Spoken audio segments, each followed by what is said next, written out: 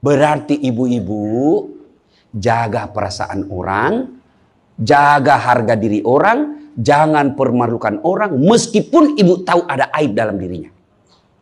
Ini penyakitnya ibu-ibu. Apa? Tukang gosip. Ini. Duduk-duduk begini damai tapi gersang. Oh, coba lihat siapa duluan pulang, dia jadi Jadi gini Pak Gubernur itu dia duduk-duduk itu. Dia enggak cerita tapi apa? Dia mulutnya enggak ngomong tapi bibirnya dong. Memang fitrahnya. Apa begitu orang sini? Bukan cuma di sini. Orang Amerika juga tukang gosip perempuannya. Fitrahnya. Maka Nabi katakan kalau perempuan mau selamat, jaga mulutnya, aman dia masuk surga. Cuma kan gampang sekali kita gosip. Lewat teman kita. Apa? Enggak serasi kudungnya sama roknya. Dia bilang iya. Lipstiknya palsu. Kenapa kau tahu? Melengket di giginya. Semua mau diurus. Iya kan? Ini penyakit kita. Semua mau diurus. Ustadz aja dia gosip. Itu juga bajunya waktu di YouTube. Saya dengar tadi dilewat tadi saya dengar. Itu juga bajunya waktu di YouTube. Astagfirullah. Inilah penyakit ibu-ibu. Ibu. Mau gampang masuk surga? Ketika Nabi Isra Mi'raj kan dibawa jalan-jalan masuk surga. Subhanallah. Alhamdulillah. Banyak perempuan dalam surga. Begitu Nabi dibawa lihat neraka. Nauzubillah min zalik. Ya Allah ampuni hambamu. Ya Allah ampuni umatku. Ya Allah. Kenapa? Perempuan ternyata lebih banyak dalam neraka. Ditanya kenapa bisa begitu? Ada dua kelemahan perempuan. Satu, tidak mampu menjaga suaminya. Tidak mampu mengurus suaminya. Dan yang kedua tidak mampu menjaga lisannya. Jadi kalau ibu mampu menjaga lisan, aman. Itulah gunanya masker. Supaya ibu semua mau diurusin. Iya kan penyakit kita. Ya, Bu. Maka bertanyalah ibu-ibu di Makassar. Ustadz yang saya cerita ini kan benar. Memang begitu sifatnya Ustadz. Itulah benarnya namanya ghibah. Tidak boleh kita cerita kejelekan orang.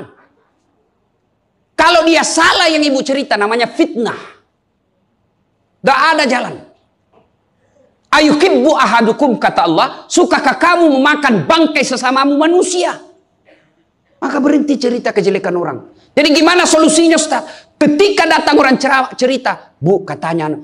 Na'udzubillah min zalik. Kita berlindung kepada Allah dari keburukan itu bu. Belum tentu suami kita lebih baik dari dia. Berhenti itu. Cuma kan enggak kita. Memang enggak tahu persoalan. Biar enggak tahu persoalan.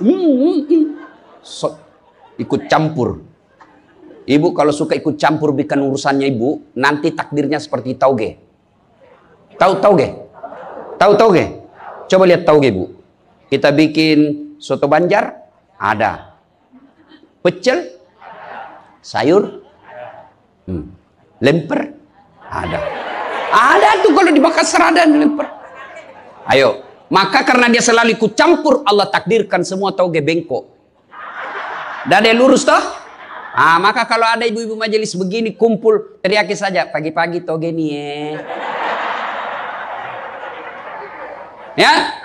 Ini penyakit perempuan. Maka ini gunanya kita peringati maulid supaya ibu-ibu pulang berhenti cerita kejelekan orang. Tidak ada gunanya menghabiskan amal-amal kita. Nabi pernah kumpul para sahabat dan bertanya, "Atadruna manil muflis?" Saudara-saudara sekalian, kau tahu siapa yang bangkrut nanti di akhirat? Mereka tidak sholat ya Rasul, dia sholat. Yang tidak puasa ya Rasul, dia puasa. Yang tidak haji ya Rasul, dia haji. Yang tidak bayar zakat ya Rasul, dia zakat sedekah. Kalau begitu siapa yang bangkrut ya Rasul? Jarusu wa khati'ur rahim. Tetangga yang jahat sama tetangganya dan yang suka memutuskan tali persaudaraan. Dan salah satu jahat sama tetangga dan memutuskan tali persaudaraan adalah mereka suka menceritakan kejelekan orang. Adakah orang yang senang dicerita kejelekannya? Ada? Ada? Ada ibu? Lalu untuk apa kita cerita orang? Rajin betul istrinya majelis taklim. Baik betul itu istrinya. Tapi kasihan suaminya selingkuh kiri kanan. Lalu apa untungnya ibu cerita? Bu? Hei. Hei. Nah, satu. Pulang pengajian. Tinggalkan gosip. Dua. Rasulullah setelah menikah dengan Khadijah. Usia 40 tahun. Nabi dilantik menjadi Rasul. Pulanglah beliau 3 hari 3 malam di atas Gua Hira. Pulang menggigil. Dia ketuk pintu. Masuklah Nabi. Kedinginan. Lalu Nabi berkata, istriku selimuti saya kedinginan.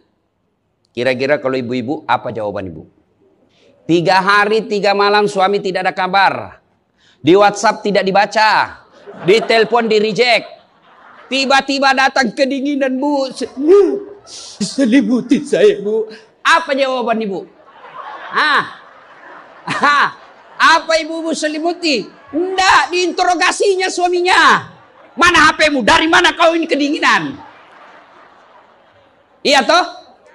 Tapi Khadijah tidak. Khadijah tidak pernah sangka buruk kepada suaminya. Apa kata Khadijah? Sami'na wa ata'na. Hikmah yang kedua buat ibu-ibu, sangka baiklah kepada suami. Demi Allah, tidak ada kebahagiaan rumah tangga yang dipenuhi dengan sangka buruk. Ibu mau bahagia dengan suami? Mau? Hilangkan sakwa sangka. Hilangkan sangka buruk. Telepon suami tidak dijawab pagi-pagi. Sangka baik. Oh, berarti suami saya lagi sholat duha. 1 jam kemudian ditelepon. Belum dijawab juga. Oh, berarti suamiku lagi meeting dengan gubernur. Telepon lagi siang-siang tidak jawab. Oh, berarti suamiku lagi sholat berjamaah di masjid. Sore ditelepon tidak dijawab-jawab. Oh, berarti suamiku dia lupa handphonenya. Tiba-tiba sore masuk WhatsApp teman kita. Saya lihat suamimu bonceng cewek. Cantik betul. Oh, berarti suami saya lagi nge-grab. Tenang perasaan. Ibu-ibu, demi Allah. Tidak ada kebahagiaan orang yang selalu sangka buruk. Suami enak-enak kerja, hanya tidak dijawab telepon, ibu tidak bisa tenang di rumah. Sangka baik. Orang yang sangka baik, rumah tangganya pasti tidak bisa bahagia. Saya kasih contoh. Kasih contoh ibu. Suami istri 7 tahun tidak punya anak. Di tahun ke-8 dia pergi ke ahli kandungan, periksa istrinya. Wih, alhamdulillah, kata dokter, ibu sudah terlambat 2 bulan. Senang betul. Dia teleponlah suaminya, Pak, alhamdulillah hasil pemeriksaan saya sudah terlambat 2 bulan. Tapi Pak, jangan cerita-cerita dulu ya. Malu kita nanti kalau tidak jadi lagi. Oke Bu, ini rahasia berdua. Jangan cerita ke siapa-siapa. Setuju Bu ya? Setuju Pak. Oke. Beberapa hari kemudian datang petugas PLN. Assalamualaikum. Kata ibunya, waalaikumsalam. Siapa ya? Saya Bu, saya siapa? Petugas PLN. Oh kenapa Pak? Ibu terlambat 2 bulan. Wih. Kenapa dia bisa tahu saya terlambat 2 bulan? Wah, dia mulai curiga sama suaminya. Pasti kelakuannya lagi nih si gendut ini. Kan suaminya gendut. Pasti kelakuannya ini si gendut ini. Pulang suaminya capek. Di jalan macet, kehujanan, baru buka pintu. Memang kau pembohong gendut. Apalagi ini pembohong. Orang capek, pembohong gendut. Apa? Kenapa itu PLN tahu saya terlambat 2 bulan? Pasti kau yang cerita. Bukan saya. Kenapa? Wah, suaminya juga marah digendut-gendutin. Dia datang ke PLN. Ada apa kau tahu-tahu istriku terlambat 2 bulan? Dia bilang ini ada catatannya Pak. Kau hapus ini. Ya boleh Pak, tapi Bapak bayar dulu. Kalau saya tidak mau bayar, ya terpaksa punyanya Bapak diputus. Kalau punyaku diputus, apa dia pakai istri saya di rumah? Dia terpaksa pakai lilin.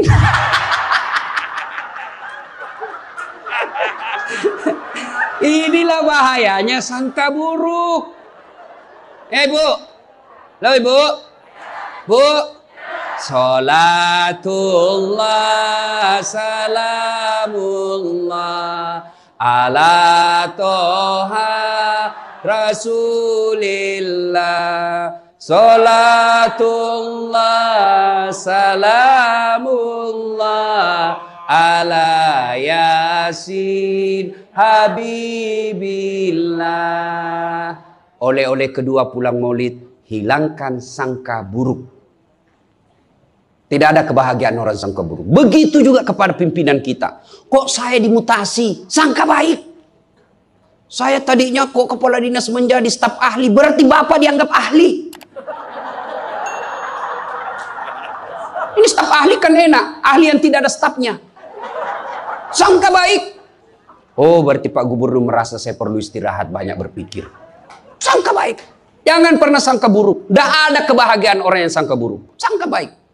Saya dalam hidup saya, betapa banyak Allah kasih pelajaran, saya baru tahu maksud Allah yang baik setelah beberapa saat berlalu. Begitu ada kejadian sangka baik saja, tunggu akan muncul, oh ini maknanya ini. Tamat SMA kan saya daftar polisi Bu, tentara, akabri. Begitu tes fisik, tidak lulus. Kenapa? Ceper. Tidak cukup tinggiku Bu. Saya protes kepada Allah, ya Allah kenapa kau lahirkan saya dalam keadaan pendek? Kau tidak jadi rugi jadi Tuhan kalau saya jadi tentara. Teman saya lulus waktu itu Bu. Dia sekarang polisi 2 bunga, reserse, baret merah. Saya lulus pakai baret putih. Alhamdulillah jadi ustadz. Alhamdulillah karena baret putih saya pakai, mulai baret hiram sampai baret merah, saya ceramai semua. Kasihan terbaik. Gubernur sebelumnya, kepala dinas, tiba-tiba kita tidak ada jabatan, sangka baik. Itulah hidup.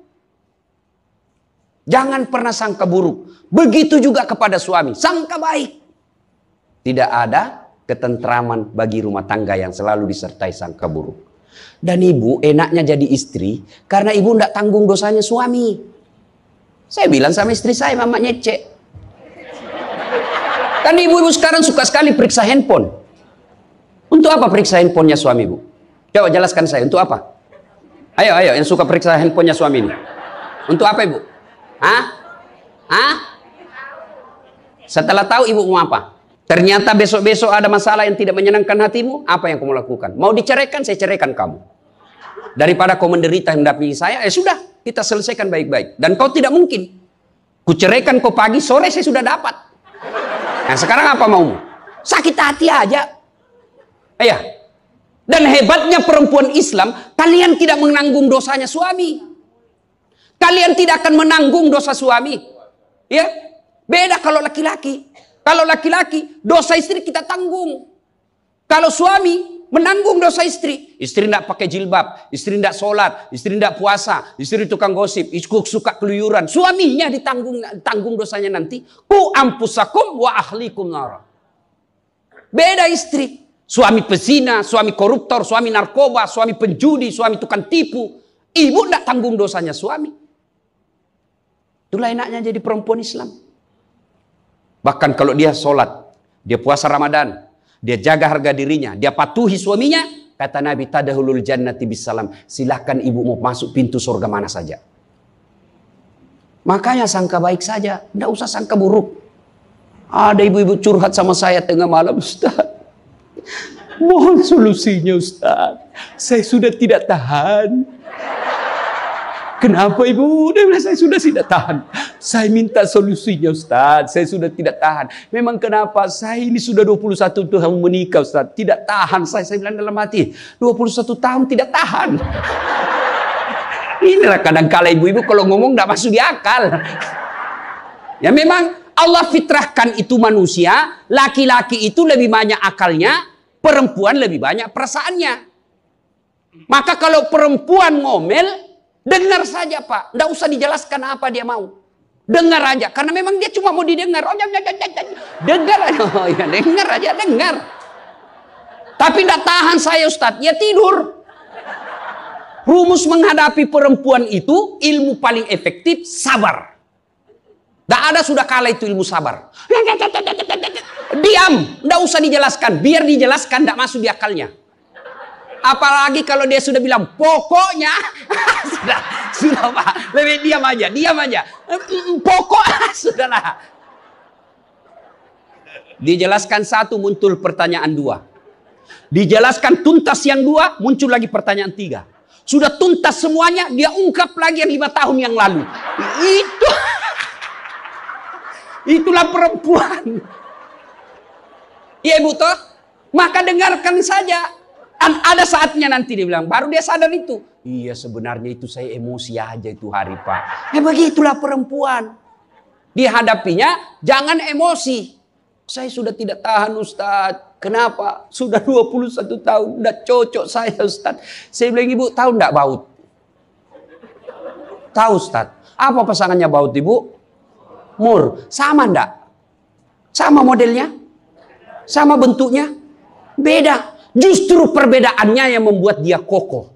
Berarti rumah tangga tidak akan pernah kokoh kalau mau menyamakan. Yang kokoh adalah ketika dia mau saling menerima kekurangan dan kelebihan. Itu pasti kokoh.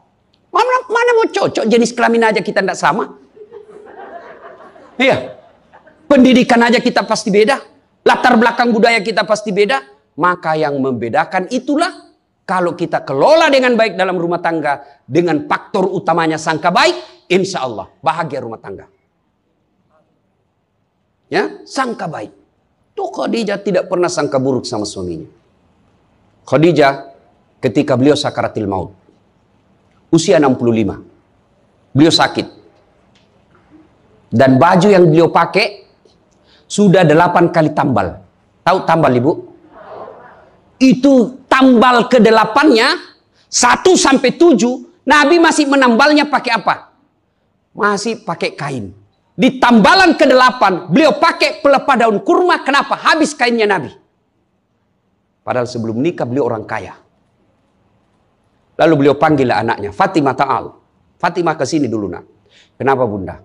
Tolong kau mintakan serbannya bapakmu. Ada serban yang selalu dia pakai bapakmu itu terima wahyu. Tolong sampaikan ke beliau. Saya minta untuk saya jadikan kain kafan. Mudah-mudahan serban itu Allah hindarkan saya dari azab kubur. Mendengar ini, Fatimah berkata, bunda aja yang minta sama bapak.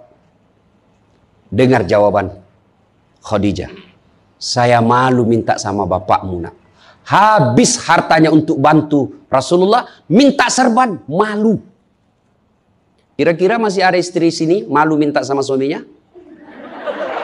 Pak Gubernur masih ada kira-kira malu minta sama suami? Bukan diminta, dicuri. Ayo, itulah Khadijah. Maka jangan heran Khadijah meskipun sudah wafat, beliau tidur bersama Aisyah. Beliau tidur bersama Aisyah. Tapi siapa yang dikenangnya? Khadijah. Rasulullah hanya berkata, seolah-olah saya mendengar trompa kakinya Khadijah. Seolah-olah Khadijah dalam rumah kita. Aisyah cemburu. Ya Rasulullah, ada apa sih kelebihan Khadijah? Khadijah sudah wafat. Kau nikahi 2 kali janda. Lebih tua dari kamu. Kenapa Khadijah terus? Dengar jawaban Nabi. Kau tidak pernah mampu mengimbangkan, menyandingkan atau menyamakan dirimu dengan Khadijah. Ketika tidak ada orang percaya kepadaku, Khadijah orang pertama yang percaya ke Rasulanku. Ketika orang memboikot saya tidak boleh bertransaksi ekonomi kepada Muhammad, hartanya habis untuk membantu perjuangan dakwah. Maka jangan heran Rasulullah sangat mencintai Khadijah. Jadi kalau ibu mau dicintai suami lahir batin, jadilah seperti Khadijah. Bukan karena cantiknya, bukan karena kayanya, tapi kebersihan hatinya Khadijah. Kita itu laki-laki kan tergantung perempuannya. Kalau perempuannya baik, akhlaknya baik, tidak mungkin tergoda suami. Ibu mau? Suami tidak macam-macam mikirnya. 3 aja resepnya. Pegang ini, kau kuasai suamimu. 1, buat matanya senang. Artinya apa? Ibu penampilan cantiklah di depan suami. Kalau suami senang selalu pakai baju merah, pakai itu baju merah tiap hari. Kalau suami senang warna-warna emas, pakailah itu tiap hari ya. Tapi saya tidak senang warna begini Ustaz. Bukan untuk ibu, tapi untuk menyenangkan suami. Dandannya seorang istri, menyenangkan hati suami, itu ibadah buat seorang wanita. Yang kedua, buat perutnya senang. Bagaimana caranya? Bikinlah masakan kesenangan suami. Kalau tidak bisa tiap minggu, sekali sebulan. Ketika terima gajinya suami, terima honornya suami, ya WhatsApp suami, SMS suami, telepon suami. Bang, jangan makan di luar hari ini. Hari ini saya masak spesial buat abang. Masakan kesenangan saya sudah siapkan di rumah bang. Aman bang, jangan makan di luar. Ini hari spesial buat abang. Senang kita jadi suami. Itu saya kalau terima SMS WhatsApp begitu, mamanya cek di rumah dia goreng baru dia kirim. Rasanya kita mau cepat pulang. Ibu pernah WhatsApp suaminya begitu? Paling di WhatsApp, bang jangan lupa singgah beli telur. Bang habis gas.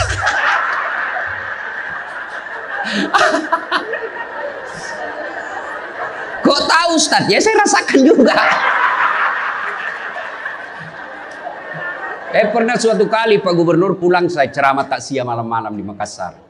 Tiba-tiba masuklah WhatsApp-nya mamanya Cek. Ustaz, habis pembalut. Aduh. Tidak mungkinlah sopir saya suruh, ini istri saya. Sudahlah, saya singgah, saya berdoa mudah-mudahan tidak ada yang kenal saya. Begitu saya bayar, ada ibu-ibu datang, Ustaz beli pembalut. Saya jengkel, langsung saya balik. Biar daripada saya melahirkan, udah. Tenang perasaan.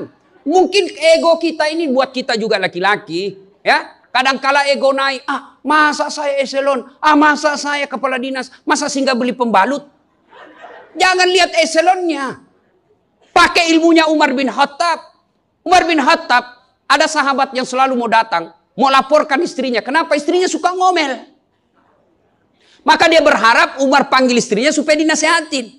Begitu dekat dengan Umar bin Khattab, dekat dari rumahnya Umar, dilihatnya Umar juga dimarahi sama istrinya. Balik dia bilang, Pak Umar aja dimarahin. Balik besok ketemu, ya Amirul Mukminin, presiden lah waktu itu. Saya lihat kemarin Anda, istri ngomel-ngomel, Anda senyum saja. Dengar ini jawaban bapak-bapak ini, para pejabat nih yang hadir. Dengar apa jawaban Umar. Begitulah cara saya berterima kasih kepada istriku yang telah hamil, melahirkan, dan menyusui anak saya. Coba, hilang itu emosi Pak, hilang itu harga diri. Kalau kita sudah ingat bagaimana susahnya itu ibu melahirkan, hamil. Masih ingat ibu waktu hamil? Masih? Ada enggak enaknya itu orang hamil? Untung saya tidak pernah hamil. Coba ibu-ibu kalau hamil, jalan aja setengah mati. Aduh, sudah mau mau dulu aja, mana ada ibu hamil langsung dulu aja. Udah standar samping dulu itu kasihan. Iya ibu, ya benar. Kalau kita laki-laki paling ngidam. Ustaz, apa doanya berhenti ngidam istri? Ngidam apa istrimu? Nanti dia bisa tidur kalau dilihat saya di atas lemari Pak Ustaz. Jadi kalau istrinya mau tidur jam 10, setengah 10 sudah naik di atas lemari. Saya berarti kau dongo-dongo itu dikasih kerja di kau suami. Yang kedua kata Umar, begitulah cara saya berterima kasih kepada istriku yang telah melahirkan anak saya. Masih ingat waktu melahirkan? Masih? Ada enggak ibu-ibu melahirkan senyum? Ada? Mentang-mentang istri gubernur keluar sayang, setengah mati juga biar istri gubernur. Nggak ada. Itulah susahnya jadi perempuan. Maka ketika suami disuruh sama istri, bayangkan sulitnya melahirkan. Yang ketiga kata Umar, begitu cara saya berterima kasih yang telah menyusui anak saya. Masih ingat waktu menyusui? Masih? Terutama waktu tumbuh giginya.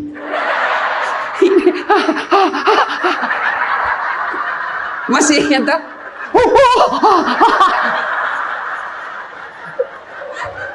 Untuk saya tidak pernah rasakan. Kalau digigit kan mana dia tinjau nanya, kok gigit saya? Tidak, dia usap, lepas nak. Iya bu, iya. Siang anaknya, malam salatullah salamullah ala toha rasulillah. Salatullah salamullah ala yasin